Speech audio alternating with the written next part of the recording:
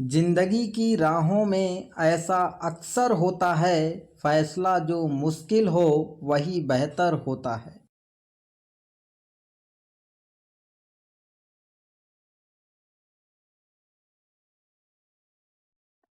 जय हिंद दोस्तों, आप सभी का हमारे चैनल पर स्वागत है।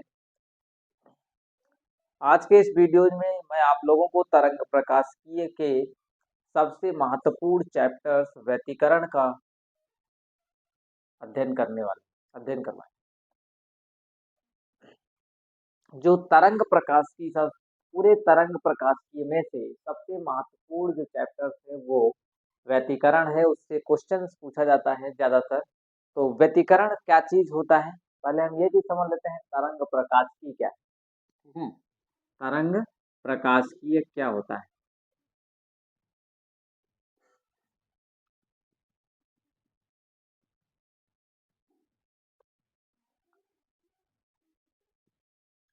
तरंग प्रकाश की किसे कहते हैं?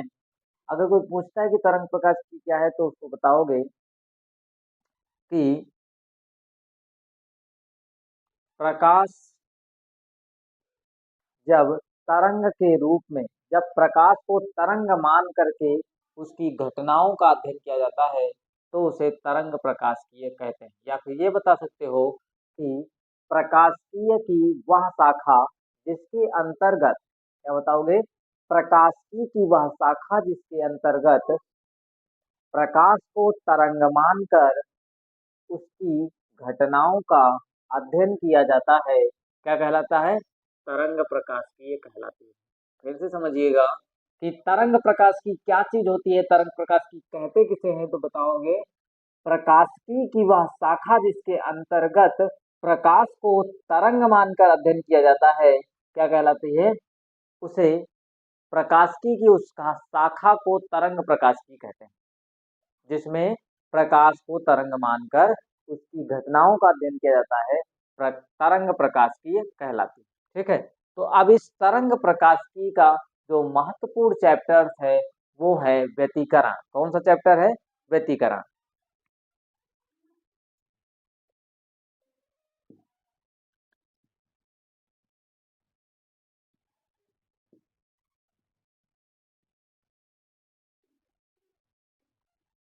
व्यतिकरण दोस्तों क्या होता है, इस चीज को पहले हम समझते हैं कि व्यतिकरण की डेफिनेशन क्या होती है, कहते किसे हैं व्यतिकरण। ठीक है, तो व्यतिकरण किसे कहते हैं सबसे पहले हम इसे समझ लेते हैं। अगर कोई पूछता है कि व्यतिकरण क्या है तो बताओगे जब दो समान जब दो समान आवृत्ति की, क्या बताओगे, जब दो समान आवृत्ति की प्रकाश तरंगे एक ही माध्यम में, एक ही दिशा में, ठीक है, क्या बताओगे, जब दो समान आवृत्ति की प्रकाश तरंगे एक ही माध्यम में, एक ही दिशा में संचरित होती हैं, संचरित होने का मतलब चलती हैं, ठीक है, संचरित होती हैं, तो उनके अध्यारोपण से माध्यम के कुछ बिंदुओं पर, माध्यम के कुछ बिंदुओं पर, अध्यारोपण का मतलब होता है दोस्तों मिलना, क्या होता है?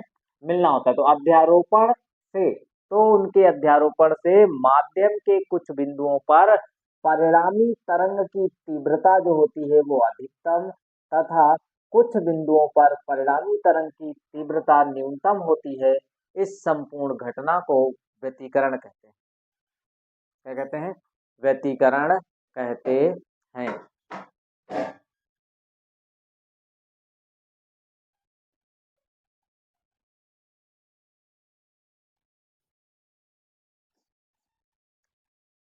अब हम सबसे पहले व्यतिकरण की डेफिनेशन को यहाँ पे लिख लेते हैं, फिर इसके बाद समझते हैं।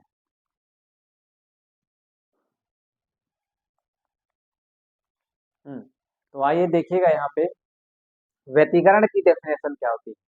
व्यतिकरण की डेफिनेशन बहुत सिंपल है, दो चार लाइनों में है।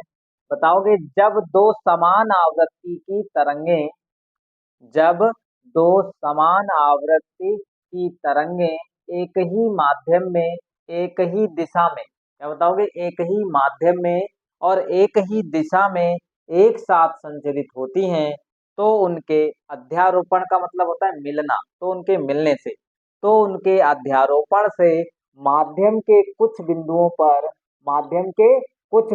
पर परिणामी तरंग की तीव्रता अधिकतम तथा कुछ बिंदुओं पर परिणामी तरंग की तीव्रता न्यूनतम होती है। प्रकाश की इस घटना को प्रकाश तरंगों का व्यतिकरण कहते हैं। वेरी सिंपल डेफिनेशन है और यही इसी वीडियोज में आप लोगों को याद हो जाएगी। बस एक बार और पढ़ते हैं और आप लोगों को बिल्कुल क्लियर हो जाएगा। जब दो समान आवृत्ति की तरंगें एक ही माध्यम में एक ही दिशा में संचरित होती हैं। क्या है?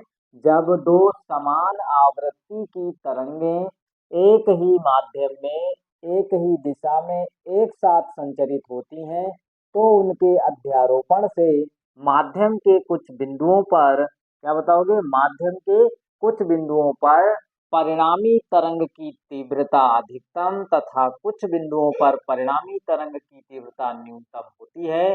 प्रकाश की इस घटना को प्रकाश तरंगों का व्यतिकरण कहते हैं। इसी चीज को हम अब वेव तरंग के माध्यम से समझते हैं।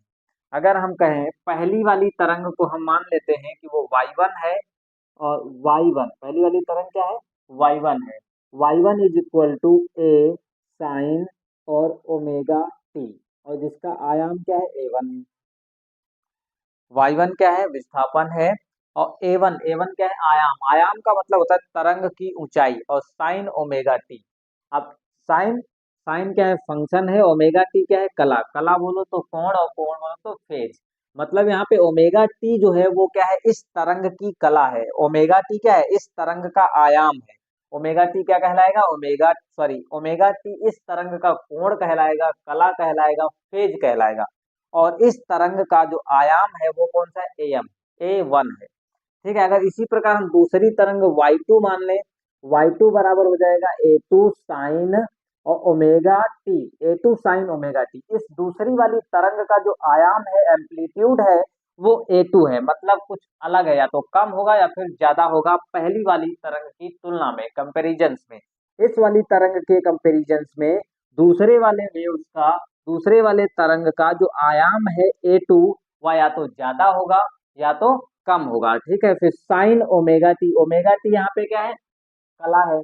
अब ओमेगा टी प्लस फाइव मान लेते हैं। यहाँ पे जो कला है वो ओमेगा टी प्लस फाइव है। मतलब दूसरे वाले तरंग का जो कोण है वो किसी दूसरे कोण पर संचरित हुई थी पहले वाले तरंग से। ठीक है। तो ओमेगा टी इसमें क्या है? दूसरे वाले तरंग का कोण ओमेगा टी प्लस फाइव है। पहले वाले तरंग का जो कोण है वो ओमेगा टी है, अर्थात कला जो है वो ओमेगा टी है। और दूसरे वाले में क्या है? ओमेगा टी प्लस फाइव है। और फाइव क्या है? कोण में अंतर। क्या है? इन दोनों तरंगों के कोण में अंतर जो है वो फाई है। तो फाई को कलांतर बोला जाता है। क्या बोला जाता है? फाई को कलांतर, कला का अंतर, मतलब कोण में अंतर। ओमेगा टी क्या है? आवृत्ति है। आवृत्ति इसमें भी ओमेगा टी है, आवृत्ति इसमें भी ओमेगा टी है। ठीक है। यही चीज देखो परिभाषा में लिखी हुई है। परिभाषा में फिर से पढ़ते हैं परिभाषा। जब दो समान आवृत्ति की, ओमेगा टी आवृत्ति है तो दोनों की आवृत्ति क्या है? समान है। जब दो समान आवृत्ति की तरंगें एक ही माध्यम में, ठीक है, माध्यम एक होना चाहिए। अगर दोनों वायु में चल रहे हैं तो दोनों वायु में, दोनों जल में हो तो दोनों जल में, मतलब एक ही माध्यम में, एक ही माध्यम में एक ही दिशा में और एक साथ संचरित होती हो। एक ही दिशा में हो और एक ही साथ संचरित होती हो। एक ही माध्यम में और एक साथ संचरित हों तो उनके अध्यारोपण से, तो इनके मिलने से माध्यम के कुछ बिंदुओं पर परिणामी तरंग की तीव्रता अधिकतम तथा कुछ बिंदुओं पर परिणामी तरंग की तीव्रता न्यूनतम होती है। ठीक है। प्रकाश की इस घटना को ही क्या कहते हैं? प्रकाश तरंग का व्यतिकरण कहते हैं। जी समझ गए। अब इसी चीज को देखो, यहाँ पे क्या है? साइन फंक्शन है, तो यहाँ पे हम साइन का जो ग्राफ बनता है इस टाइप से बनता है, ऐसे बनता है। तो ये पहले वाले तरंग का, ये पहली वाली तरंग है जिसमें ओमेगा टी क्या है? कलांतर है, कोण है, मतलब कलांतर नहीं, ओमेगा टी क्या है? कोण है। और a1 क्या है? आयाम। तो इस वाली तरंग का जो आयाम है, आयाम क्या होती है? तरंग की ऊंचाई। तरंग की ऊंचाई को कहा जाता है आयाम, a1 है। ठीक है। और दूसरी वाली जो तरंग है वो क्या है? ये दूसरे वाले तरंग का भी जो फंक्शन मतलब कैसा बनेगा, यहाँ पे इस टाइप का आकार क्यों लिया गया, क्योंकि यहाँ पे साइन है, साइन का ग्राफ ऐसे ही बनता है। ठीक है, यहाँ पे भी साइन है, इसलिए साइन का ग्राफ कैसे बनता है, ऐसे ही बनता है। ठीक है, इतनी चीज समझ गए होंगे आप। ठीक है, देखिएगा यहाँ पे, ये पहली तरंग हो गई और ये दूसरी तरंग हो गई, और इनके मिलने से, मिलने का मतलब बीच में यहाँ पे प्लस लगा तो जोड़ दिया जाएगा। इसका आयाम कितना है, A2 है। मान लेते हैं कि इसका आयाम A2 है, इसका आयाम A1 है, और इस वाले का आयाम जो है वो भी क्या है, यहाँ पे भी A1 होगा, इधर वाले का कितना हो जाएगा, A2 हो जाएगा। ये प्लस वाला होता है, ये माइनस, ये भी प्लस का है, ये माइनस, ये माइनस। अब जब ये दोनों अध्यारोपित होंगी, अध्यारोपित होने का मतलब होता है इनका मिलना, अध्यारोपित होंगी तो क्या बनेगा वो देखो, अध्यारोपित होने से क्या हो जाएंगी, जब प्लस प्लस से मिलेगा, क्या होगा, जब प्लस प्लस से मिलेगा तो और बड़ा हो जाएगा। जब क्या है, प्लस प्लस से मिलेगा, कहने का मतलब है कि जहाँ पे क्या है, ये भी अपने आप में पॉजिटिव है, ये भी अपने आप में पॉजिटिव है, ये दोनों आपस में जब मिल जाएंगे तो दोनों के मिलने से क्या है, एक बड़ा चीज मतलब बन जाएगा। जैसे इस टाइप का आयाम क्या हो जाएगा, और बड़ा हो जाएगा, इसका आयाम जो है वो कुछ इस टाइप का हो जाएगा, आयाम बड़ा हो जाएगा। ठीक है, मतलब माध्यम के कुछ बिंदुओं पर परिणामी तरंग की जो तीव्रता है वो अधिकतम हो गई, क्या हो गई, अधिकतम होने का मतलब ज्यादा, प्लस और प्लस के मिलने से प्लस और बड़ा हो जाएगा, आयाम बढ़ जाएगा, और ये वाला जो आयाम प्लस का है वो कितना हो जाएगा, A1 प्लस A2 के बराबर हो जाएगा, A1 प्लस A2 के बराबर हो जाएगा। सेम ऐसे नीचे माइनस माइनस से जुड़ेगा तो क्या हो जाएगा, माइनस का A1 प्लस A2 हो जाएगा, समझ पा रहे हो। तो मतलब कुछ बिंदुओं पर परिणामी तरंग की जो तीव्रता होती है अधिकतम हो जाती है, और कुछ बिंदुओं पर परिणामी तरंग की तीव्रता न्यूनतम हो जाती है। अब परिणामी तरंग की तीव्रता कुछ बिंदुओं पर न्यूनतम हो जाती है, उसको हम इस साइड में समझते हैं। ठीक है, न्यूनतम कैसे हो जाती है, मान लिया पहली वाली तरंग इस प्रकार से आई है, और दूसरी वाली तरंग जो है वो इस प्रकार से आई, ये प्लस है, ये माइनस है, ये माइनस है, और ये प्लस। जब इनका अध्यारोपण होगा, देखिए इसका आयाम कितना है, A1 है, इसका आयाम A2 है। ठीक है, इसका आयाम कितना है, A1, और इसका आयाम कितना है, A2। ठीक है, ध्यान से देखिएगा, जब प्लस माइनस से मिलेगा तो कैंसिल होगा, क्या होगा, प्लस माइनस से जब जब मिलेगा तो क्या होगा, कैंसिल होगा, प्लस माइनस से मिलने से क्या हो जाएगा, कैंसिल होगा, और जो परिणामी तरंग होगी वो क्या हो जाएगी, घट जाएगी। इसका इसका आयाम जब क्या हो जाएगा, कैंसिल हो जाएगा, कैंसिल होगा तो कम हो जाएगा, मतलब आयाम जो होगा कुछ इस टाइप से हो जाएगा, इसका आयाम कितना हो जाएगा, घट जाएगा। तो ये जो आयाम निकल के आएगा परिणामी तरंग, ये वाली तरंग कौन सी कहलाएगी, ये वाली जो तरंग है वो परिणामी तरंग कहलाएगी, और ये है क्या, यहाँ पे A1 माइनस A2 है, क्या है, A1 माइनस A2। तो परिणामी तरंग का जो आयाम होगा यहाँ पे घट जाएगा, मतलब माध्यम के कुछ बिंदुओं पर घट जाता है और माध्यम के कुछ बिंदुओं पर बढ़ जाता है। इन दोनों घटनाओं को मिला करके क्या बोलते हैं, व्यतिकरण। क्या बोलते हैं, दो प्रकाश तरंगों का व्यतिकरण बोलते हैं, दो प्रकाश तरंगों का क्या बोलेंगे, व्यतिकरण बोलेंगे, A1 माइनस A2। ठीक है, इतनी चीज समझ गए आप लोग।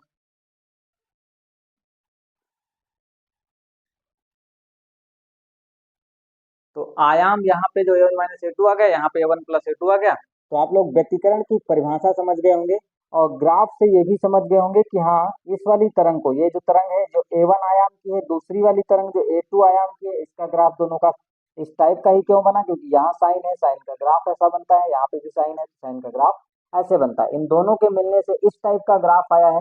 तो कहने का मतलब जो परिणामी तरंग होगी इन दोनों को मिला करके वो भी किस टाइप की होगी, वो इस प्रकार की आएगी, y बराबर कैपिटल R आएगा, और यहाँ पे आएगा sign omega T plus theta. अभी वो चीज हम निकाल के देंगे। वहां पे क्या है, यहाँ पे R जो होगा वो परिणामी तरंग का आयाम होगा, और sign omega T plus theta क्या होगा, इस वाले तरंग का कोण होगा। ठीक है, इतनी चीज समझ गए। अब इसको आप इसका स्क्रीनशॉट लीजिए, इसके बाद हम इसका मैथमेटिकल प्रूफ देखते हैं क्या होगा।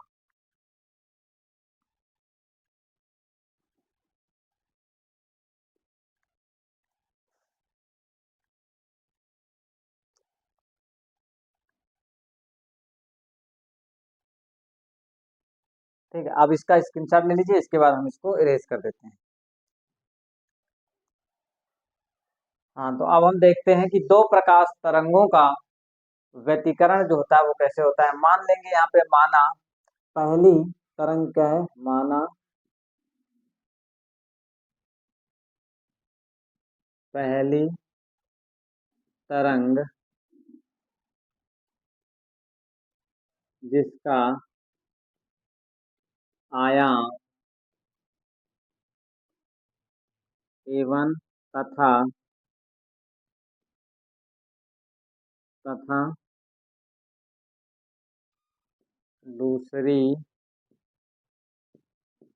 तरंग का आयाम A2 है। A2 है, ठीक है। पहली तरंग जिसका आयाम क्या है, A1 है, और दूसरी तरंग जिसका आयाम A2 है, तथा समान आवृत्ति ओमेगा टी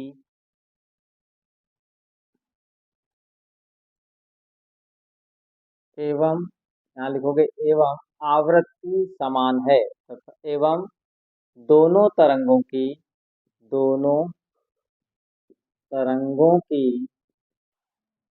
आवृत्ति समान है। क्या बताओगे, आवृत्ति समान है। आवृत्ति जो है वो समान है। अब यहाँ पे ध्यान से देखिए, पहली तरंग जो हो जाएगी वो y1 इज इक्वल टू हो जाएगी A1 साइन ओमेगा टी। दूसरी तरंग जो है y2 बराबर हो जाएगा A2 sine omega T plus phi. और फाई क्या है, फाई जो है इन दोनों तरंगों के बीच कोण में अंतर है। कोण में अंतर, अगर कोण में अंतर चेक करना है तो ओमेगा टी प्लस फाई में से इस वाले तरंग के कोण को कैंसिल कर दो, माइनस कर दो, तो क्या बचेगा, फाई बचेगा। इसीलिए फाई को इन दोनों तरंगों का कलांतर बोला जाता है। क्या बोला जाता है, कला में अंतर, मतलब कोण में अंतर। ठीक है, अब क्या लिखेंगे, ये पहली तरंग हो गई, ये दूसरी तरंग हो गई। अब अध्यारोपण के सिद्धांत से क्या लिखेंगे, अध्यारोपण के सिद्धांत से, अध्यारोपण के सिद्धांत से इन दोनों तरंगों को जोड़ा जाएगा तो y आ जाएगा। y बराबर होगा किसके, y1 प्लस y2 के। अध्यारोपण का सिद्धांत का मतलब होता है दोनों तरंगों को मिला देना। क्या कर देना होता है, मिला देना। ऐसा ही कुछ होगा। यहाँ पे देखिए, अध्यारोपण के सिद्धांत से क्या होगा, y बराबर y1 प्लस y2 होगा। अब इस y1 और y2 का हम क्या करेंगे, वैल्यू पुट कर देंगे, मान रखेंगे यहाँ पे। अब इसका जब यहाँ पे मान रखेंगे तो क्या आएगा, उसको देखते हैं। यहाँ पे y1 का जो वैल्यू है वो, यहाँ पे y1 का मान है A1 sine omega T plus दूसरे वाले का मान है A2 sine sine omega T plus five. क्या है, ओमेगा टी प्लस फाइव। पहला जो है y बराबर y1 प्लस y2, y1 का मान मैंने रख दिया A1 sine omega T plus A2 sine omega T plus five. इस वाले को ऐसे ही रख लो, ऐसे रखना है, इसमें कुछ छेड़खानी नहीं करना है। A1 हो जाएगा, यहाँ पे हो जाएगा साइन, और यहाँ पे ओमेगा टी। ठीक है, दूसरा A2 लिख लो, और फिर इसका जो है, इसका एक फार्मूला होता है sign omega T plus theta. आप लोगों को मैथ में पढ़ाया गया होगा, यहाँ पे लिख देते हैं हम, साइन ए प्लस बी। साइन ए प्लस बी बराबर होता है साइन ए कॉस बी। क्या होता है, साइन ए प्लस बी बराबर sign A cos B plus cos A sine B का फार्मूला होता है। यहाँ पे ए का काम जो है वो कौन कर रहा है, ओमेगा टी कर रहा है, तथा बी का काम जो है वो कौन कर रहा है, तुम्हारा फाई कर रहा है। तो मैं इस वाले फार्मूले को यहाँ पे अप्लाई करता हूँ। यहाँ पे हो जाएगा तुम्हारा साइन ए की जगह पे क्या है, ओमेगा टी, साइन ए कॉस बी, बी क्या है, five, sign A cos B plus cos A sine B. ठीक है, और बी की जगह क्या हो जाएगा, फाइव। अब इस वाले A2 के अंदर मल्टीप्लाई कराएंगे तो क्या आएगा, उसको देखते हैं भी। यहाँ पे हो जाएगा साइन, और ये हो जाएगा ओमेगा टी प्लस A2, और यहाँ पे हो जाएगा तुम्हारा sine omega T cos five, omega T cos five plus A2 cos omega T into sine five. ठीक है, sine five. A1 sine omega T plus A2 sine omega T cos five plus A2 cos omega T into sine five. इतना हो गया। अब देखिए यहाँ पे ध्यान से, y बराबर a1 sine omega T plus a2 sine omega T into cos five plus a2 cos omega T into sine five. अब जो साइन वाला है ये भी साइन है और ये भी साइन है, तो इन दोनों को एक पास कर लो, एक पास है ही है। यहाँ पे देखिएगा, यहाँ पे साइन ओमेगा टी और साइन ओमेगा टी कॉमन मिल रहा है, इन दोनों को बाहर निकाल सकते हैं। इन दोनों को जब बाहर निकालेंगे तो क्या मिलेगा उसको देखते हैं। देखिए यहाँ पे जब इसको इसको कॉमन लिया गया तो बचा कौन, a1 बचा इधर वाला ये, और a2 बचा इसमें, a2 यहाँ पे बचा और ये वाला बचा cos फाइव। कितना बचा, cos फाइव। इसमें से इसको निकालने पर ये बच गए हैं, a1 इसमें बचा और प्लस a2 cos फाइव इसमें बचा। फिर यहाँ देखिएगा, यहाँ पे हम लिख लेंगे cos ओमेगा टी पहले लिख लेते हैं, फिर a2 sin फाइव को एक पास लिख लेंगे, a2 sin फाइव। ठीक है, तो ये परिणामी तरंग आ गई। अब ये वाली जो परिणामी तरंग आई हुई है ये बड़ी उलझी हुई नजर आ रही है, यहाँ पे कुछ पता नहीं चल रहा है जो परिणामी तरंग है उसका ग्राफ कैसा बनेगा। ठीक है, यहाँ पे आप लोगों को पता चल रहा है कि हाँ यहाँ पे जो परिणामी तरंग है आखिर ये दिखती कैसी है ना। देखो यहाँ साइन भी है कॉस भी है, तो ये पता नहीं चल पा रहा है कि ये परिणामी तरंग साइन वाली है, साइन के ग्राफ जैसी दिखेगी या फिर कॉस के ग्राफ जैसी दिखेगी या फिर कुछ और ही दिखेगा। ठीक है, कुछ और ही दिखेगा तो यहाँ पे क्या करना पड़ेगा, हमको कुछ अरेंजमेंट करना पड़ेगा, इसको कुछ व्यवस्थित करके लिखना है। अब जब व्यवस्थित करके लिखेंगे तो इसका एक रूप निकल करके आएगा, या तो साइन का या फिर कॉस का। तो थोड़ी देर के लिए आप पैसेंस रखिए और जैसा कहते हैं वैसा करिए। यहाँ पे देख लेते हैं, यहाँ पे इसको क्या करना है, थोड़ी देर के लिए मान लेते हैं कुछ। यहाँ पे हम मान लेंगे a1 plus a2 cos five. a1 plus a2 cos five को क्या मान सकते हो, capital R into cos theta मान लेते हैं। थोड़ी देर के लिए आप पैसेंस रखिए, उसके बाद अभी सब समझ में आ जाएगा। यहाँ पे a1 plus a2 cos five बराबर हमने मान लिया और cos थीटा, और यहाँ पे जो ये बचे हुए हैं इनको भी कुछ नाम दे देते हैं। a2 sin फाइव को एक नया नाम देते हैं, वो है capital R into sine theta. अब कुछ बच्चे देखो यहाँ पे कॉस थीटा माना गया इसलिए क्योंकि इसके साथ में कॉस लिखा था, कॉस लिखा था इसलिए यहाँ पे और कॉस थीटा मान लिया। यहाँ पे साइन लिखा हुआ था इसलिए यहाँ पे और साइन थीटा मान लिया। ठीक है, तो इसमें आप लोगों को रटने वाली कोई जरूरत नहीं, रटने की कोई जरूरत नहीं, कुछ भी रटना नहीं है। ठीक है, सब कुछ लॉजिक वाला है। यहाँ पे थीटा कॉस था इसलिए हमने कॉस मान लिया, यहाँ पे साइन था इसलिए यहाँ पे हमने साइन मान लिया। याद करने की मतलब रटने की कोई जरूरत नहीं। यहाँ पे क्या है, इसकी जगह पे अब इसको लिखा जा सकता है, इसकी जगह पे अब इसको लिखा जा सकता है। तो एक लाइन और नीचे लिखते हैं, यहाँ पे देखिएगा y बराबर हो जाएगा किसके, यहाँ पे ये वाले भाई साहब पहले से लिखे थे साइन ओमेगा टी, और इनकी जगह पे अब कौन आ गया है, तो इनकी जगह पे आया हुआ है और कॉस थीटा। ठीक है, प्लस कॉस थीटा पहले से लिखा हुआ था, कॉस थीटा की जगह पे ओमेगा टी है, और a2 साइन फाइव की जगह कौन ले लेगा, अब a2 साइन फाइव की जगह ले लेगा r साइन थीटा। कौन लेगा, r साइन थीटा। अब इसको हम उधर देखते हैं, इस साइड में आइएगा, यहाँ पे y बराबर साइन ओमेगा टी इंटू और कॉस थीटा है, यहाँ पे भी cos omega T into R sine theta है। मतलब इन दोनों में मिलता जुलता कौन है, इन दोनों में जो मिलता जुलता है वो r है, मतलब r एक कॉमन है। r को हम क्या करेंगे, बाहर लिख लेंगे और बची हुई चीज को एक ब्रैकेट में लिखेंगे, फिर देखते हैं वो क्या है। ठीक है, तो यहाँ पे क्या आ जाएगा, r को मैंने बाहर लिख लिया, r बराबर, अब बची हुई चीज क्या है वो देखते हैं। यहाँ पे है sign omega T into cos theta, क्या बचेगा यहाँ पे, sign omega T into cos theta, plus r यहाँ से भी कॉमन ले लिया तो कौन बचा यहाँ पे, साइन ए कॉस बी, फिर होता है कॉस ए, तो यहाँ cos omega T into sine theta लिख लेते हैं। क्या लिख लेते हैं, cos omega T into sine theta. अब एक फॉर्मूला ध्यान से देखिएगा, ऊपर मैंने अभी अभी लिखा था कि साइन ए प्लस बी अगर कहीं लिखा होता है तो उसकी जगह पे लिख सकते हो sign A cos B plus cos A sine B. अगर कहीं ये वाले भाई साहब लिखे हैं तो उनकी जगह पे इनको लिख सकते हो। ठीक है, ये दोनों आपस में क्या है, इक्वल है, बराबर है। अगर कहीं ये दिख जाए तो उसकी जगह पे इसको लिख सकते हो, अगर कहीं ये दिखते हैं तो इसकी जगह पे इसको लिख सकते हो। ठीक है, बिना किसी हेजिटेशन के। तो यहाँ पे अब क्या करेंगे, हम सीधे यहाँ पे एक फार्मूला लगाते हैं। देखिए ये चीज लिखी हुई है, sign A cos B, cos A sine B, B का काम थीटा कर रहा है और ए का काम ओमेगा टी कर रहा है। तो यहाँ पे हम इसको क्या लिख लेंगे, sign omega T plus theta. ठीक है, ये आ गई हमारी परिणामी तरंग।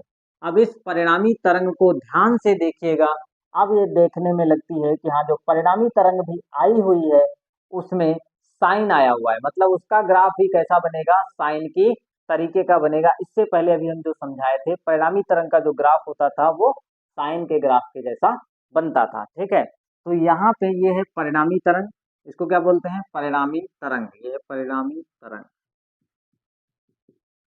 ये परिणामी तरंग है और ये परिणामी आयाम है, परिणामी आयाम। और इसको बोलते हैं परिणामी तरंग की कला।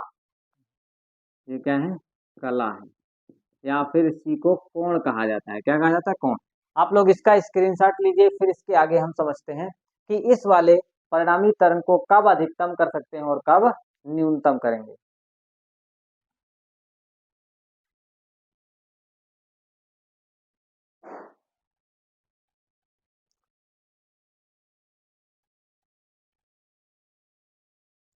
ठीक है, आप लोग इसका स्क्रीनशॉट ले लिया। अब इसके आगे हम समझते हैं, देखिएगा ध्यान से।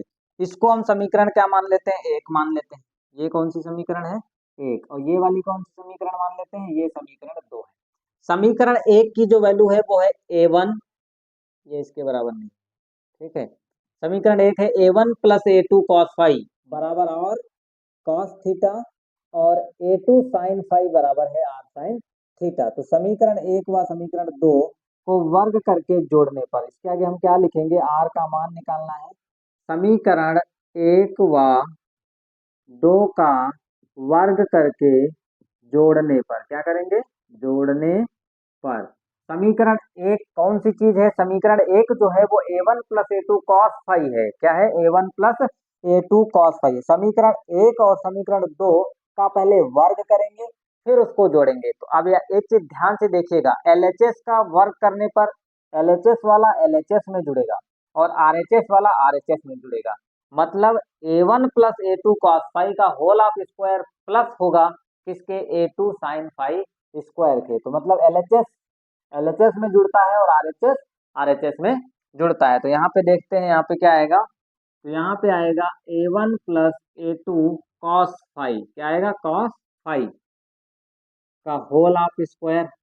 और इसका एलएचएस ये हो गया, इस वाले का एलएचएस क्या है, a2 साइन फाई है। तो यहाँ पे क्या लिख देंगे, a2 साइन फाई का स्क्वायर, a2 साइन फाई का स्क्वायर बराबर किसके होगा, बराबर होगा आरएचएस के, आर कॉस थीटा का स्क्वायर कितना हो जाएगा, आर कॉस थीटा का स्क्वायर प्लस में हो जाएगा आर साइन थीटा का स्क्वायर। इतनी चीज समझ गए।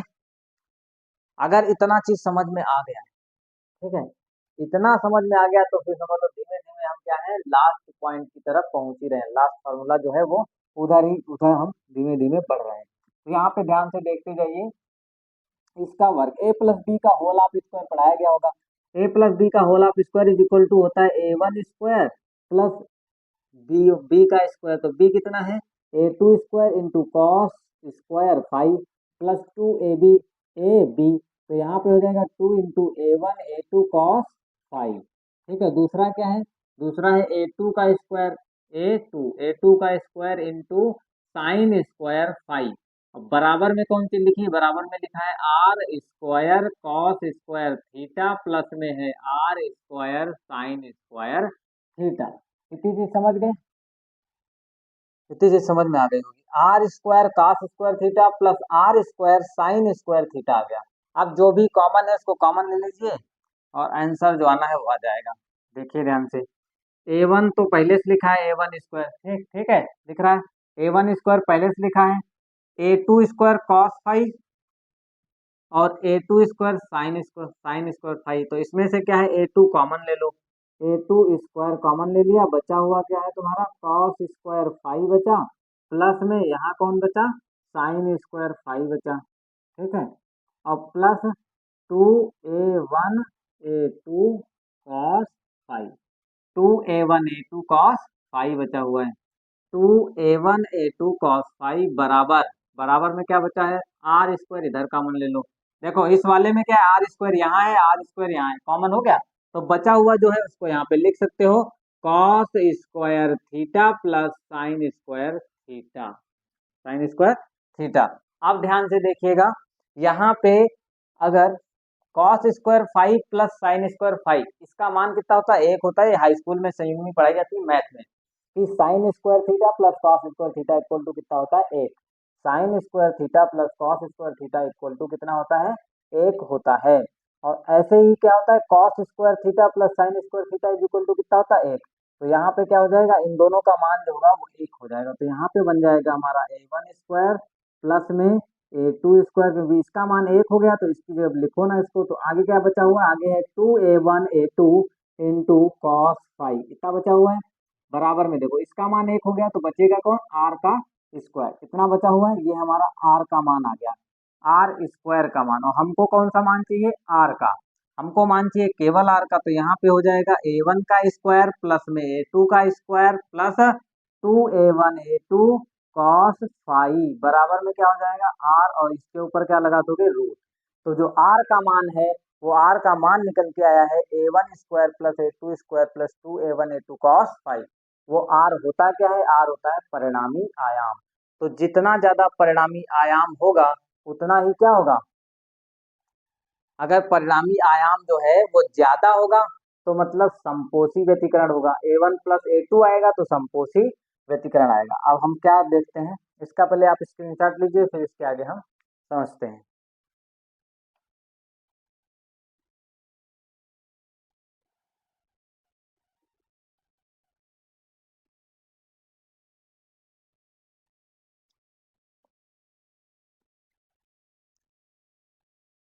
हाँ, तो अब हम इसको इरेज कर देंगे, फिर इसके आगे हम यहाँ पे ये समझेंगे कि इस r का मान कब न्यूनतम हो सकता है और इस r का मान कब अधिकतम हो सकता है। तो देखिए यहाँ पे अगर हमको परिणामी तीव्रता जो है वो कम करनी है तो किसको कम करना पड़ेगा? यहाँ पे जो ओमेगा टी प्लस थीटा है, इसको तो हम कम कम नहीं कर सकते। कम किसको कर सकते हैं? केवल आयाम को।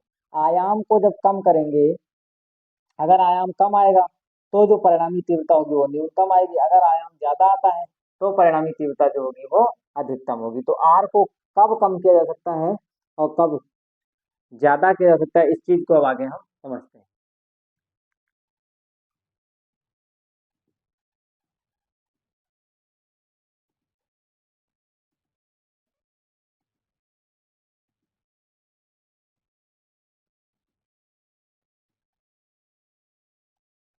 हाँ, तो अब आगे देखिएगा यहाँ पे ध्यान से, आर बराबर जो फार्मूला निकल के आया है वो फार्मूला है आर बराबर अंडर रूट a1 का स्क्वायर प्लस a2 का square plus 2a1 a2 cos 5। क्या है? 5।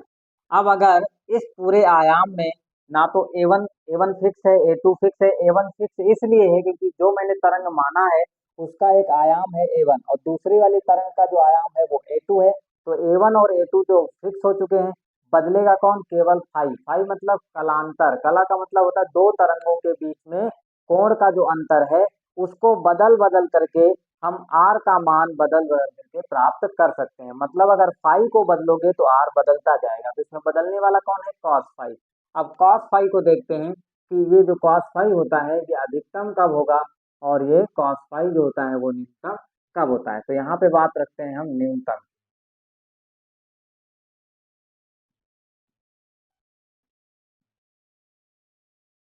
न्यूनतम न्यूनतम कॉस फाई न्यूनतम कब होता है? कॉस फाई न्यूनतम होता है जब कॉस फाई न्यूनतम जो होता है वो -1 होता है। कॉस फाई का जो कम से कम मान होगा वो -1 होता है। लेकिन कॉस फाई का जो अधिकतम मान होता है, अधिकतम मान, और ये न्यूनतम मान है। कौन सा मान है? ये न्यूनतम मान है। ये कॉस फाई का न्यूनतम मान है -1, और कॉस फाई का जो अधिकतम मान है वो है कॉस फाई का अधिकतम मान +1 होता है। ठीक है। अब ये -1 फाई को बदलने पे आएगा, मतलब कॉस फाई का मान -1 कब कब आता है इसको देखने के लिए यहाँ पे फाई का जो एंगल है, मतलब फाई जो है कोण, कोण मतलब कला में अंतर। फाई को क्या बोलते हैं? कला में अंतर अर्थात कलांतर। फाई क्या है? दो तरंगों के बीच कोण में अंतर। कोण में अंतर को ही कलांतर बोला जाता है। फाई मतलब क्या है? दो तरंगों के बीच का कलांतर है। ठीक है। तो यहाँ पे जो कलांतर, अगर हमको इस आयाम को न्यूनतम करना है, इस आयाम को न्यूनतम करना है। अगर हमको इस आयाम को क्या करना है, कम से कम करना है, तो हमको कलांतर जो है वो कितना लेना होगा, इस चीज को देखिए। -1 किसका मान होता है, 0 का होता है। सॉरी, -1 0 का नहीं होता है, cos 0 1 होता है। ठीक है, cos पाई का मान जो होता है -1 होता है। तो यहाँ पे पाई हो जाएगा, 3 पाई हो जाएगा, 5 पाई हो जाएगा, और इस प्रकार से 7 पाई आएगा, ऐसे डॉट डॉट। कहने का मतलब है जब कॉस का हम विषम पाई का मान लेंगे, जैसे पाई, 3 पाई, 5 पाई, 7 पाई, 9 पाई, 11 पाई, ऐसे जब कॉस का विषम पाई का मान लेंगे तो हमें कॉस फाई का जो मान मिलेगा वो -1 मिलेगा। और इस टाइप से इधर भी हम फाई का मान कितना लेंगे, फाई का मान 0, 0 रखोगे तो एक आएगा, कितना आएगा, 0 रखोगे तो 1 आएगा। कॉस 0 का मान 1 होता है, कॉस 2 पाई का मान भी कितना होता है, 1 होता है, कॉस 4 पाई का मान भी 1 होता है, कॉस 6 पाई का भी मान 1 होता है, ऐसे डॉट डॉट। जब कॉस सम पाई रखोगे तो मान कितना मिलेगा, 1 मिलेगा। क्योंकि कॉस 2 पाई का मतलब 360 होता है, 360 का मान निकालोगे तब भी कितना आ जाएगा तुम्हारा, -1 +1 आएगा, कितना आएगा, +1। अब इसी चीज को अगर सामान्य फार्मूले में लिखना चाहो तो कैसे लिखोगे, फाई बराबर इसको लिखोगे 2n-1 into pi, 2n into pi. देखो कुछ बुक में, कुछ किताबों में यहाँ पे फाई बराबर लिखा होता है 2n-1 पाई, या फिर कुछ किताबों में ऐसा भी लिखा होता है 2n-1 पाई। अगर लिखा होगा तो n का जो मान होगा वो तुम्हारा शुरू होगा 1 से, 1 2 3 4 5, ऐसे डॉट डॉट होता है। ठीक है, तो n का मान ऐसे शुरू होगा। यदि पाई का मान 2n+1 लिखा हो, यहाँ पे 2n+1 इंटू पाई लिखा हो, तो फिर n का जो मान लोगे वो कितना लोगे, तो जो n का मान है वो लोगे 0 से, 0 1 2 3 डॉट डॉट। ठीक है, अभी देखिए ध्यान से, यहाँ पे अप्लाई करके देखते हैं। यहाँ पे n बराबर 1 रखो, यहाँ पे तो 2 1 2, 2 में से 1 गया 1, और यहाँ पे पाई, तो पाई आ गया। n बराबर 2 रखो, 2 दूनी 4, 4 में से 1 गया 3, तो यहाँ पे 3 पाई आ गया। 3 रखो तो 3 दूनी 6, 6 में से 1 गया 5 पाई आ गया। ठीक है, अब इसको भी अप्लाई कर लेते हैं। जब 2n+1 इंटू पाई होगा तो कितना आएगा, n बराबर 0 रखो, यहाँ पे n बराबर 0 रखोगे तो ये पूरा टर्म ही 0 हो गया, 2n तो 0 हो गया, बचा कौन, 1 बचा, मल्टीप्लाई करने पे कौन आया, पाई, तो पाई आ गया। n बराबर 1 रखो, n बराबर 1 रखो तो 2 1 2 और 1 3, तो 3 पाई आ जाएगा। n बराबर 2 रखो, 2 दूनी 4 1 5, तो 5 पाई आ जाएगा। ठीक है, तो कुछ किताबों में ऐसे लिखा हुआ है, तो मैंने दोनों टाइप से बता दिया आपको। अब यहाँ पे इस वाले का देखिए, यहाँ पे जो फाई होता है वो किसके बराबर होगा, यहाँ पे फाई बराबर होता है 2n पाई के, किसके बराबर होता है, 2n पाई के बराबर होता है। और यहाँ पे n का जो मान होगा वो क्या होगा, तो यहाँ पे जो n का मान होता है वो होता है 0 1 2 3 4 डॉट डॉट। अगर तुम 0 रखोगे, n बराबर 0 रख दिया, पूरा टर्म 0 हो गया, तो कलांतर कितना आया, 0। ठीक है, n बराबर 1 रख दिया, n बराबर 1 रखने पर तो यहाँ आएगा 2 पाई, तो कलांतर कितना हो गया, 2 पाई। n बराबर 3 रखने पर यहाँ 3 रख दोगे तो 3 दूनी 2 रखोगे, 2 दूनी 4 आएगा। ठीक है, और 3 रखोगे तो 3 दूनी 6 पाई आ जाएगा, तो कलांतर कितना हो जाएगा, 6 पाई हो जाएगा। और कलांतर बाबू होता क्या है, मेन चीज है कलांतर शब्द को समझना। कलांतर दो तरंगों के कोणों के बीच का अंतर है, दो तरंगों के कोणों के बीच के अंतर को कहा जाता है कलांतर। क्या कहा जाता है, कलांतर। तो यहाँ पे कलांतर क्या है, 0 2 पाई 4 पाई 6 पाई। यहाँ पे कलांतर क्या है, पाई है, 3 पाई है, 5 पाई है, 7 पाई है। अब इस चीज को हम अगले वीडियो में बताएंगे कि जो कलांतर 2 पाई है इसका मतलब क्या है, कलांतर 0 का क्या मतलब है, कलांतर 4 पाई का क्या मतलब है, कलांतर 6 पाई का क्या मतलब है। सेम इसी प्रकार से इधर वाले में भी कलांतर पाई का क्या मतलब है, 3 पाई का क्या है, 5 पाई का क्या मतलब है, और 7 पाई का क्या मतलब है।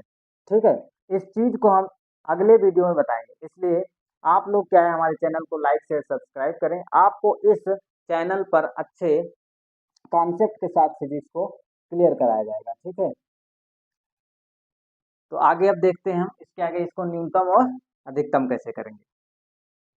ये हमारा फाई का माना गया। अब फाई बराबर 2n-1 इंटू पाई है, 2n-1 इंटू पाई। अगर हम cos फाई बराबर -1 यहाँ पे रख देंगे तो r का मान कितना निकल के आएगा उसको चेक करते हैं।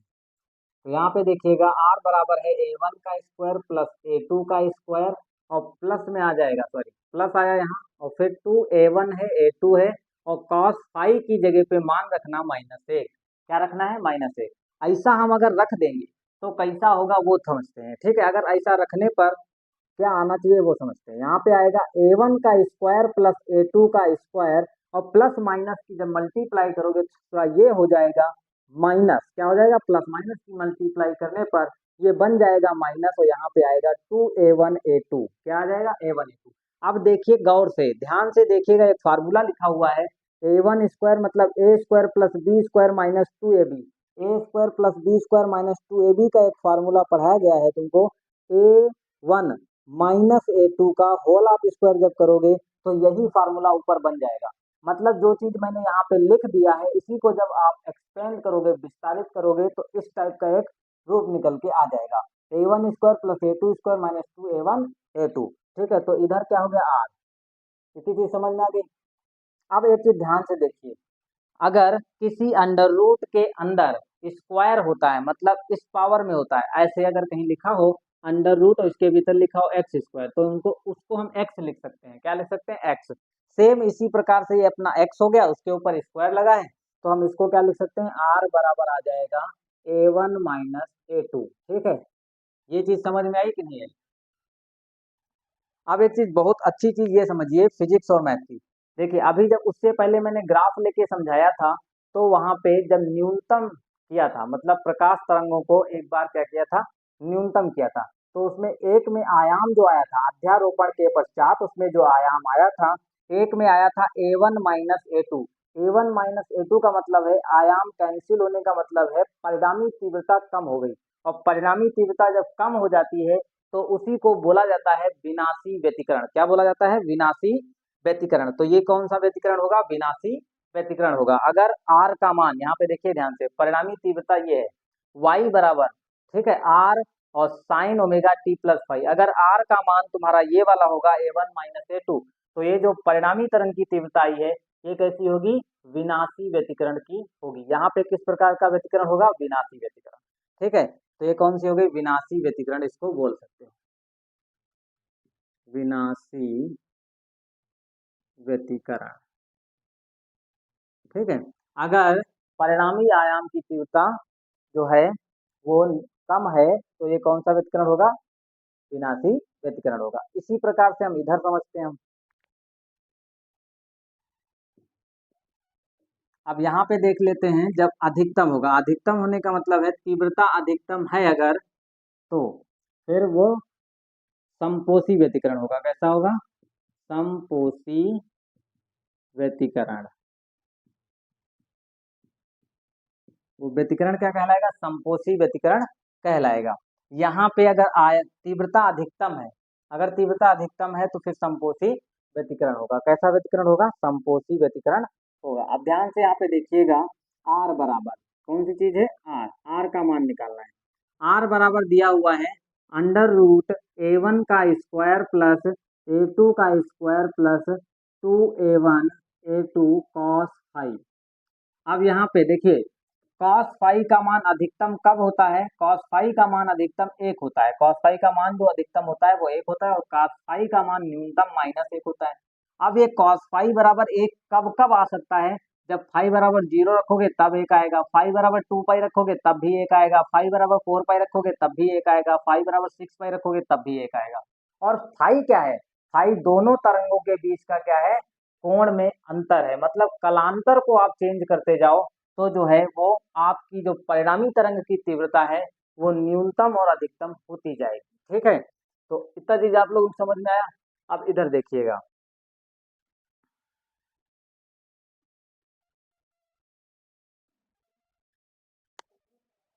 हाँ तो देखिए यहाँ पे हम r का मान निकाल रहे थे। r बराबर आया था, r बराबर होता है a1 square plus a2 square plus 2a1a2 cos phi. अब इस cos फाई का मान यहाँ पे हमको 1 रखना है। जब cos फाई का मान 1 रख देंगे तो आयाम क्या हो जाएगा? अधिकतम। और जब जब आयाम अधिकतम होगा तब तब परिणामी तीव्रता जो होगी वो अधिकतम होगी, और जब जब परिणामी तीव्रता अधिकतम होगी तो कहने का मतलब है दो तरंगों के बीच जो व्यतिकरण होगा वो समपोषी व्यतिकरण होगा। क्या होगा?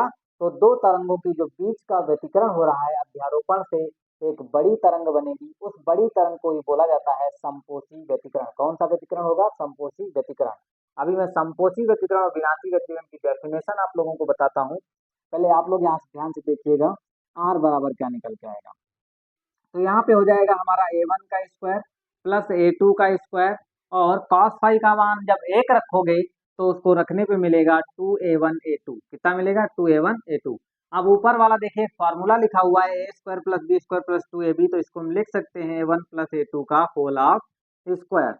सेम उसी प्रकार से अगर अंडर रूट के भीतर एक्स स्क्वायर है तो उसको एक्स लिखा जाता है। तो यहाँ पे आर बराबर क्या हो जाएगा? सॉरी, यहाँ पे आर बराबर जो होगा वो हो जाएगा a1 प्लस a2। तो अगर a1 प्लस a2 दोनों तरंगों के आयाम यहाँ पे जुड़ रहे हैं, a1 प्लस a2 का मतलब है दो तरंगे थी उनका आयाम a1 और a2 था, दोनों अगर जुड़ रही हैं, जुड़ने से क्या होगा?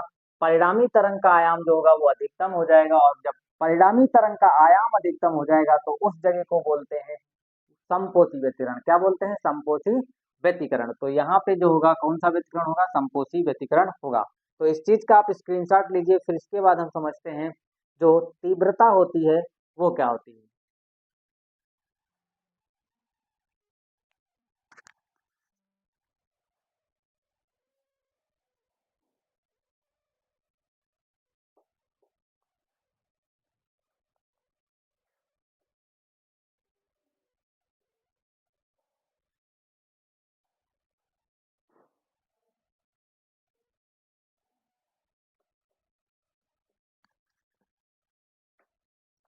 हाँ, तो इसका आप स्क्रीनशॉट ले लिए होंगे। इसके आगे हम समझेंगे कि तीव्रता जो होती है वो क्या होती है, उसकी परिभाषा क्या है।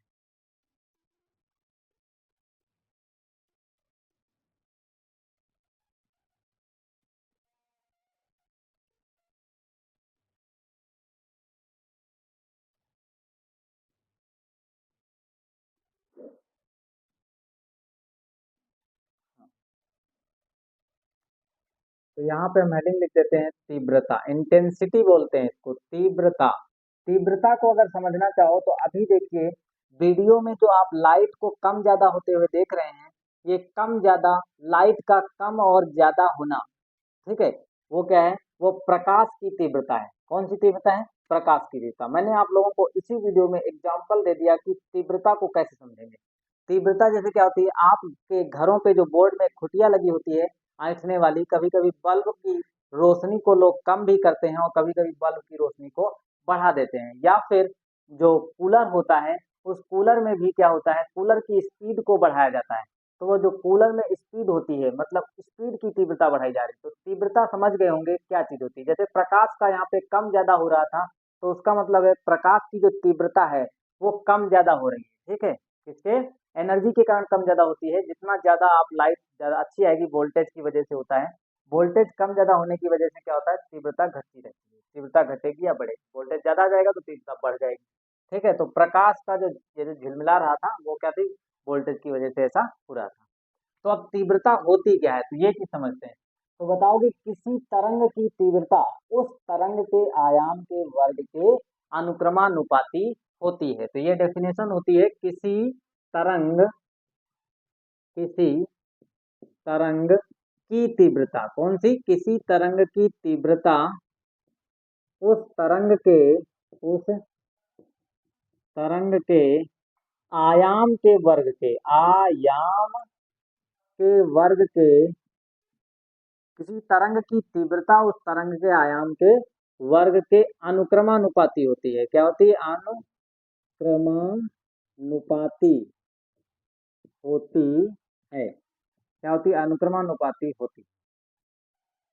समझ पा रहे हो बाबू? देखिए, किसी तरंग की तीव्रता उस तरंग के आयाम के वर्ग के अनुपाती होती है। मैंने यहाँ पे दो तरंगे मानी थी, फिर उनका अध्यारोपण हुआ। अध्यारोपण होने के बाद क्या हुआ? अध्यारोपण होने के बाद परिणामी तरंग की तीव्रता आई, जो कुछ इस प्रकार की दिखती है, y बराबर capital R into sine omega T plus five. ठीक है, कैपिटल आर को मैंने अलग से माना था, इसलिए इसका मान निकाला, और कैपिटल आर का जो मान निकल के आया वो under root a1 square plus a2 square plus 2a1 a2 cos five आया।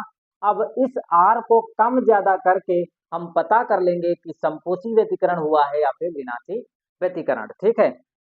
अब तीव्रता चीज को समझ लेते हैं।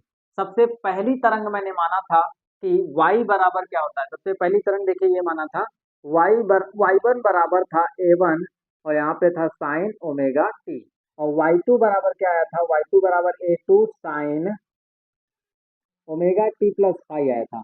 और जो परिणामी तीव्रता आई है y बराबर कैपिटल आर था और यहाँ पे साइन थी और फिर ओमेगा टी प्लस में थीटा था, ठीक है, ये था। तो हमने यहाँ पे क्या लिखा है, किसी तरंग की तीव्रता, तीव्रता को आई से लिखते हैं, इंटेंसिटी अंग्रेजी में बोलते हैं, इसलिए यहाँ पे आई लिखा जाएगा।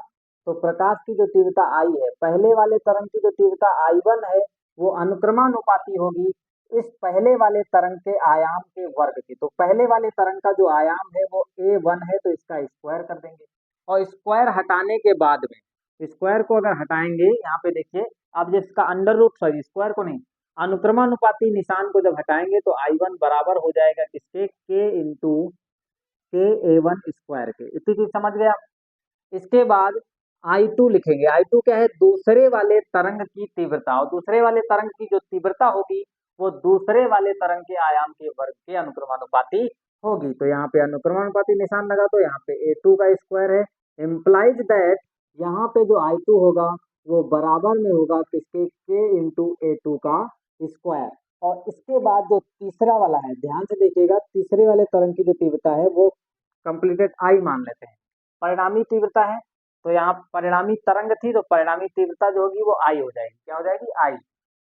तो यहाँ पे I बराबर हो जाएगा किसके, I बराबर किसका, इसका, देखिए यहाँ पे ध्यान से, परिणामी तरंग की जो तीव्रता है, परिणामी तरंग जो है y बराबर capital R sine omega t plus theta है, ठीक है। तो यहाँ पे जो आयाम है वो R है, तो यहाँ पे हम क्या लिखेंगे, R का स्क्वायर, वो इम्प्लाई दैट करेंगे तो I बराबर किसके हो जाएगा, कैपिटल K इंटू आर का स्क्वायर।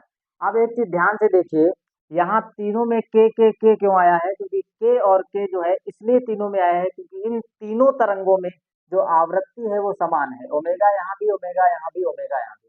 जो आवृत्ति है, आवृत्ति वो ओमेगा यहाँ भी है, ओमेगा यहाँ भी है, ओमेगा यहाँ भी, इसलिए यहाँ तीनों में के आया हुआ है। अच्छी चीज समझ गए होंगे आप। अब हम क्या करेंगे, इस वाले आर में, इस वाले आर में, इस वाले आर बराबर, अभी एक चीज निकाले थे, ये समीकरण निकल के आया है, आर बराबर A1 square plus A2 square plus 2A1 A2 cos phi, ये चीज निकल के आई थी, ठीक है। 2A1 A2 आर स्क्वायर बराबर A1 square plus A2 square plus 2A1 A2 cos phi आया हुआ है, ठीक है। तो अब हम क्या करेंगे, इस पूरे समीकरण में आई से क्या कर देंगे, गुणा कर देंगे दोनों पक्षों में। तो दोनों पक्षों में यहाँ पे लिख देते हैं, दोनों पक्षों में आई से गुणा करने पर, क्या करने पर, गुणा करने पर,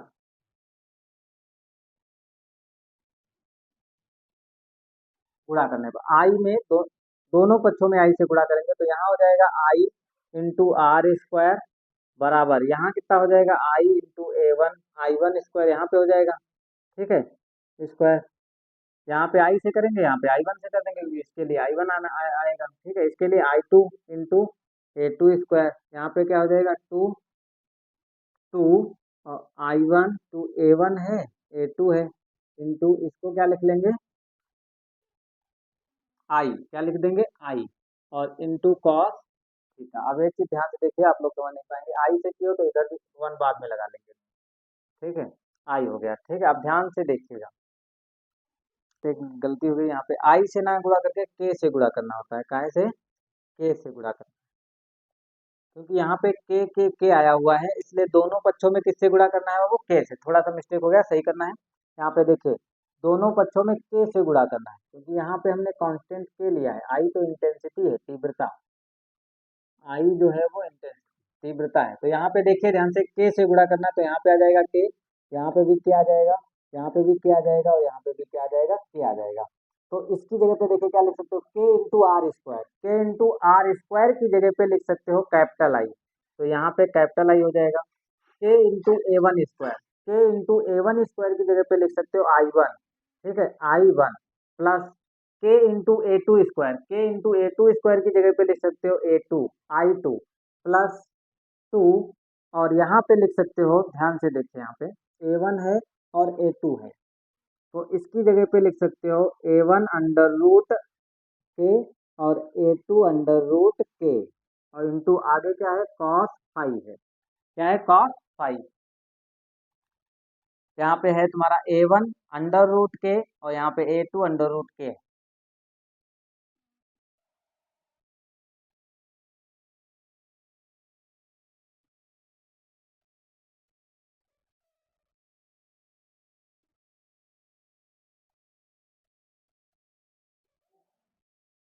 ठीक है, इतनी चीज समझिए।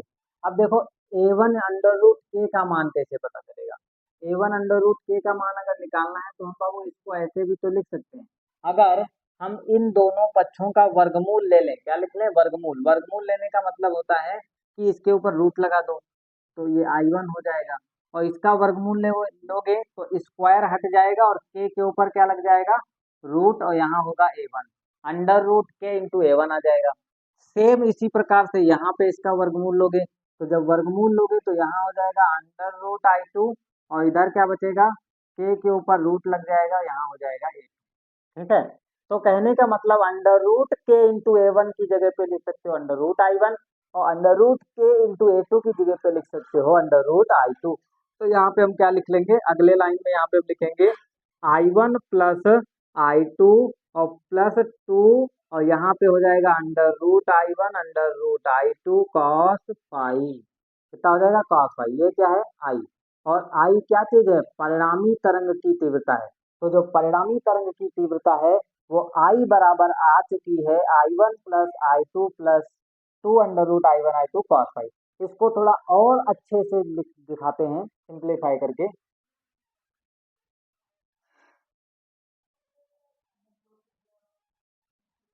इसको थोड़ा और हम सिंप्लीफाई कर सकते हैं। इसको ऐसे लिख सकते हैं देखिएगा ध्यान से I बराबर इसको हम लिख सकते हैं अंडर रूट I1 का होल ऑफ स्क्वायर प्लस इसको हम लिख सकते हैं अंडर रूट I2 का होल ऑफ स्क्वायर प्लस इसको क्या लिख सकते हैं 2 under root I1 under root I2 cos phi. ठीक है इतना लिख सकते हैं।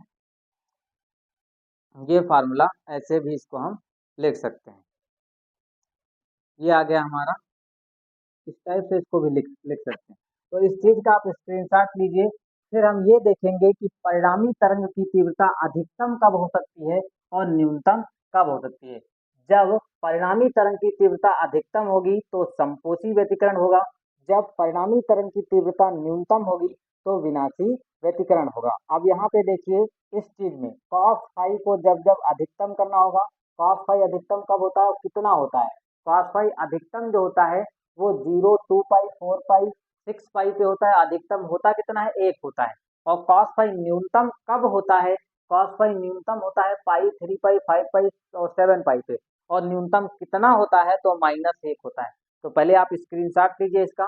फिर इसके बाद हम समझेंगे कि संपोषी व्यतिकरण की तीव्रता कितनी होती है और विनाशी व्यतिकरण की तीव्रता कितनी होती है उस चीज को हम उधर समझेंगे।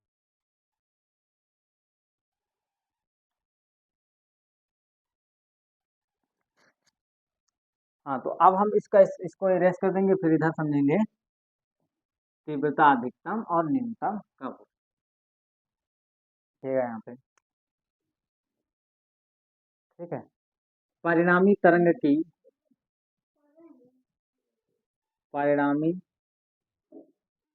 तरंग की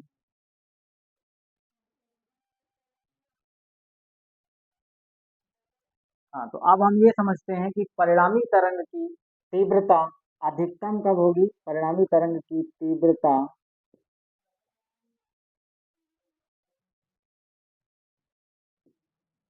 परिणामी तरंग की तीव्रता अधिकतम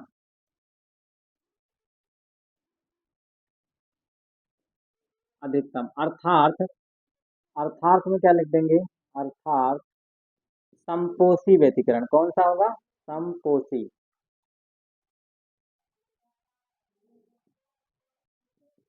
संपोषी व्यतिकरण। कौन सा व्यतिकरण संपोषी व्यतिकरण। जब तीव्रता अधिकतम होगी तो फिर वो कौन सा व्यतिकरण होगा संपोषी व्यतिकरण। अब तीव्रता अधिकतम कैसे हो सकती है उस चीज को समझने के लिए पहले ये वाला फार्मूला वहां पे छाप लेते हैं। ठीक है, ये वाला फार्मूला वैसे यहाँ पे छाप लेते हैं। तो यहाँ पे जब फार्मूला छापेंगे तो क्या लिख देंगे, आई बराबर होगा अंडर रूट I1 का square plus under root I2 का square plus 2 under root I1 under root I2 into cos five. क्या हो जाएगा, कॉस फाइव। इस कॉस फाइव का मान अधिकतम 1 होता है। कितना है, अधिकतम 1 होता है। जब हम कॉस फाइव बराबर, इससे पहले समझा चुके हैं कि कॉस फाइव का मान जब 1 रखोगे तो समपोषी व्यतिकरण होगा। कैसा होगा, अधिकतम मान क्या होता है कॉस फाइव का, 1 होता है। तो यहाँ पे हम चूंकि कॉस फाइव बराबर क्या रख दोगे, 1, जब कॉस फाइव बराबर 1 रखोगे तो आई बराबर कितना आ जाएगा, अंडर रूट I1 का square plus under root I2 का square plus 2 under root I1 plus, sorry गुणे में है, under root I2 into cos five की जगह पे कितना रखना है, 1 रखना है। कॉस फाइव की जगह पे 1 रख दिया। ठीक है, इतनी चीज समझ में आ गई। अगर इतना समझ में आ गया तो आगे देखिए यहाँ पे इसको क्या लिखा हुआ है, ध्यान से देखिएगा। A square plus B square plus 2ab cos 2ab लिखा हुआ है। A square plus B square plus 2ab मतलब ए प्लस बी का होल ऑफ स्क्वायर लिखा है। क्या लिखा हुआ है, ए प्लस बी का होल ऑफ स्क्वायर। ए की जगह पे काम कर रहा है अंडर रूट I1 और बी की जगह पे काम कर रहा है अंडर रूट I2। ठीक है, तो यहाँ पे हम लिख लेंगे under root I1 plus under root I2 का होल ऑफ स्क्वायर। अब देखिए इस चीज को ओपन करने पर, जब इस चीज का फार्मूला खोलेंगे तो ये चीज आ जाएगी। मतलब A1 प्लस A2 का whole of square is equal to होगा A1 का स्क्वायर प्लस A2 का स्क्वायर प्लस 2A1A2। ठीक है, 2A1A2। जब यहाँ प्लस होता है तो प्लस वाला फार्मूला होगा, जब यहाँ पे माइनस होगा तो माइनस वाला फार्मूला होगा। तो आई बराबर किसके आ गया, आई बराबर आ गया इस चीज के। ठीक है, आई बराबर होगा under root I1 plus I2 का होल ऑफ स्क्वायर। इतनी चीज हो जाएगी, या फिर इसका वर्गमूल लोगे तो अंडर रूट आई आ जाएगा। ठीक है, ये चीज हो जाएगी। तो ये आ गया हमारा समपोषी व्यतिकरण की तीव्रता की अधिकतम तीव्रता। समपोषी व्यतिकरण, परिणामी तरंग की तीव्रता अधिकतम कब होती है, तो आई बराबर under root I1 plus I2 का होल ऑफ स्क्वायर होती है। अब परिणामी तरंग की तीव्रता न्यूनतम कब होगी और कितनी होगी, ठीक है, तो यो भी निकालना है कितनी होगी। तो यह आ गया under root I1 plus I2 के होल ऑफ स्क्वायर के बराबर। ठीक है, अब इस चीज को इसको इरेज करके हम समझेंगे परिणामी तरंग की तीव्रता न्यूनतम कब है। परिणामी तरंग की न्यूनतम, परिणामी तरंग की तीव्रता अधिकतम, अधिकतम अधिकतम 2 बार लिख दिया है गलती से, यहाँ पे देखिए। अब ठीक है, परिणामी तरंग की तीव्रता अधिकतम अर्थात समपोषी व्यतिकरण। समपोषी व्यतिकरण के लिए तीव्रता, समपोषी व्यतिकरण के लिए तीव्रता, समपोषी व्यतिकरण के लिए तीव्रता। अब यहाँ समझ लेते हैं। हाँ, देखिए इतना चीज क्लियर हो गया आप लोगों को। तो अब ये चीज देखिए यहाँ पे परिणामी तरंग की क्या लिख लेते हैं, परिणामी तरंग की, परिणामी तरंग की तीव्रता न्यूनतम, परिणामी तरंग की तीव्रता न्यूनतम। अब न्यूनतम तीव्रता क्या होगी, अर्थात यहाँ पे लिखेंगे अर्थात विनाशी, विनाशी व्यतिकरण, व्यतिकरण के लिए तीव्रता, के लिए तीव्रता। ठीक है बाबू, यहाँ पे समझिएगा ध्यान से। विनाशी व्यतिकरण के लिए तीव्रता निकालनी है, तो विनाशी व्यतिकरण के लिए तीव्रता निकालने के लिए हमको सबसे पहले पता होना चाहिए कि परिणामी तरंग की जो तीव्रता थी वो क्या है। तो परिणामी तरंग की जो तीव्रता आई थी, आई बराबर अंडर रूट I1 का square plus under root I2 का स्क्वायर प्लस में 2 under root I1 under root I2 into cos five आया था। ठीक है, अब जब जब ये कॉस फाइव अधिकतम होगा तब तब तीव्रता परिणामी तरंग की ज्यादा आएगी। जब जब ये cos फाइव न्यूनतम होगा मतलब कम होगा, तब तब परिणामी तरंग की तीव्रता जो होगी वो न्यूनतम आएगी अर्थात कम आएगी। और जब जब न्यूनतम होगा तब तब विनाशी व्यतिकरण होगा, और जब जब तीव्रता अधिकतम होगी तब तब समपोषी व्यतिकरण होगा। ठीक है, तो यहाँ पे हम समझते हैं। अब चूंकि cos फाइव जो होता है वो न्यूनतम होता है -1 के, cos फाइव जो होता है उसका मान -1 जो होता है सबसे कम होता है। ठीक है, ये चीज समझ गए। तो यहाँ पे cos फाइव इक्वल टू -1 हो जाएगा। तब आई बराबर किसके हो जाएगा, अंडर रूट I1 का square plus under root I2 का स्क्वायर। अब देखिए यहाँ पे जब माइनस रख देते हैं, यहाँ पे प्लस है तो प्लस में 2 अंडर रूट हो जाएगा I1 अंडर रूट में हो जाएगा I2 इंटू यहाँ पे माइनस का 1। अब देखिए यहाँ पे प्लस, वो माइनस 1 और प्लस माइनस की जब मल्टीप्लाई होगी तो क्या होगा, ये प्लस इस वाले माइनस को क्या कर देगा, माइनस कर देगा, अर्थात प्लस माइनस की मल्टीप्लाई करने पे आंसर क्या मिलेगा, माइनस का। तो इसकी जगह पे फिर कौन आ जाएगा, इसकी जगह पे जो आएगा वो आ जाएगा हमारा I1 का square plus under root I2 का स्क्वायर। प्लस माइनस की जगह पे कौन आ जाएगा, प्लस माइनस की जगह पे आ जाएगा माइनस। तो हम कुछ इसको ऐसा लिखेंगे I1 two under root I1 under root I2। अब देखो यहाँ पे लिखा क्या है, ध्यान से देखो, ये चीज हमारा क्या लिखा है, फार्मूला लिखा हुआ है A square plus B square minus 2A1 A2AB लिखा हुआ है, 2AB मतलब under root A1 square under root A2 square फिर 2 अंडर रूट I1 I2 लिखा हुआ है। तो इसको हम क्या लिख देंगे, a माइनस बी का होल ऑफ स्क्वायर। तो इसको हम लिख देंगे under root I1 minus under root I2 का होल ऑफ स्क्वायर, ये बराबर है I के। ये परिणामी तरंग की जो न्यूनतम तीव्रता है तो वो इतनी होती है, और जब परिणामी तरंग की तीव्रता न्यूनतम होगी तो वहां पे व्यतिकरण कैसा होगा, तो विनाशी व्यतिकरण होगा। कैसा होगा, विनाशी व्यतिकरण होता है। ठीक है, तो आप लोग इस चीज का स्क्रीनशॉट लीजिए, फिर इसके बाद हम समझेंगे संपोषी व्यतिकरण क्या है और विनाशी व्यतिकरण क्या है। ठीक है, ये चीज अब आगे हम समझेंगे कि संपोषी व्यतिकरण क्या है और विनाशी व्यतिकरण, संपोषी व्यतिकरण और विनाशी व्यतिकरण। तो संपोषी व्यतिकरण और विनाशी व्यतिकरण की परिभाषा समझ लेते हैं। जब किन्हीं दो प्रकाश तरंगों से प्राप्त परिणामी तरंग का आयाम अथवा तीव्रता अधिकतम होती है तो उसे संपोषी व्यतिकरण कहते हैं। बड़ी सिंपल परिभाषा है। यहाँ पे लिखिएगा, जब दो तरंगों, क्या लिखोगे, जब दो तरंगों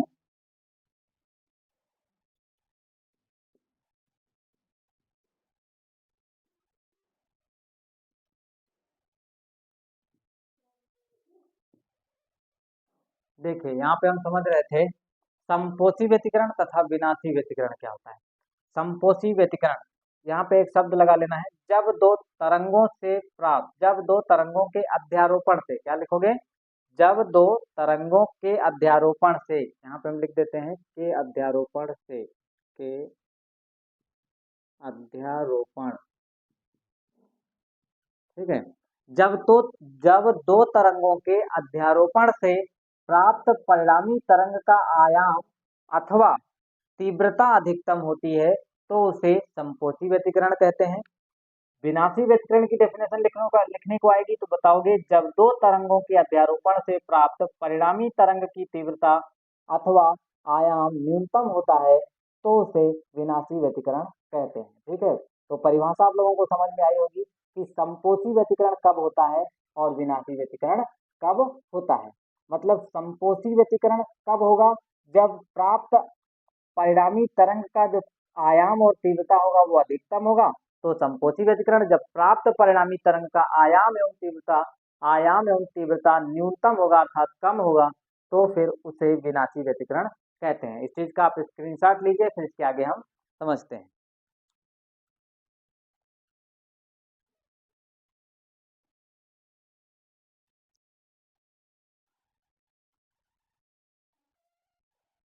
तो आशा करता हूँ आप लोगों को ये चीज समझ में आई होगी। अगर आप लोगों को ये चीज समझ में आती है तो चैनल पर अगर नए हैं तो चैनल को लाइक शेयर सब्सक्राइब करें और अपने दोस्तों तक इस वीडियो को शेयर करें ताकि मैं और अच्छे अच्छे वीडियो आप लोगों को पहुंचा सकूं। आपके शेयर करने और लाइक करने से हमें मोटिवेशंस मिलता है, हमें थोड़ा ताकत हिम्मत मिलती है, जिससे मैं और अच्छे अच्छे वीडियो आप लोगों को प्रोवाइड करूँगा। देखिए आपके लाइक करने से हमें थोड़ी हिम्मत ये मिलती है कि हाँ मेरे वीडियो को कोई पसंद कर रहा है, जिससे मेरे अंदर एक जोश आता है कि हाँ मैं और अच्छे वीडियो बनाऊं ताकि बच्चों को और अच्छे से ज्ञान दे सकूं। ठीक है, तो अब मुझे आप लोगों के कमेंट का इंतजार रहेगा, तो आप लोग कमेंट अवश्य करिएगा। आज के वीडियो में इतना ही, अगले वीडियो में फिर मिलेंगे।